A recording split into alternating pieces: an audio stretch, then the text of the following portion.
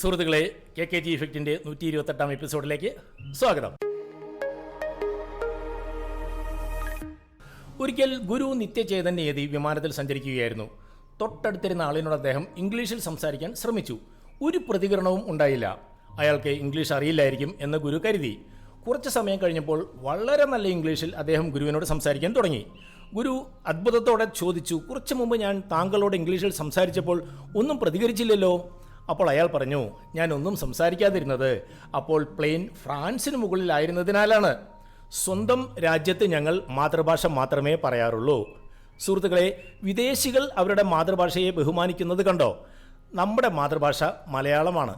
ആദ്യം വായിൽ നിന്ന് വന്ന വാക്ക് അമ്മ എന്നാണ്, അല്ലേ? ഈ മലയാളത്തിനെ വേണ്ടുവോളം നമ്മൾ ബഹുമാനിക്കുന്നുണ്ടോ? എനിക്ക് മലയാളം എഴുതാനും വായിക്കാനും അറിയില്ലെന്ന് പറയുന്ന പല മലയാളികളെയും നമുക്ക് കാണാം. ഇതിനെ അവരുടെ അച്ഛനമ്മമാരെയാണ് കുറ്റപ്പെടുത്തേണ്ടത്. ഒരു മലയാളി തനിക്ക് മലയാളം എഴുതാനും വായിക്കാനും അറിയില്ലെന്ന് പറയുന്നത് അഭിമാനമായി കരുതരുത്.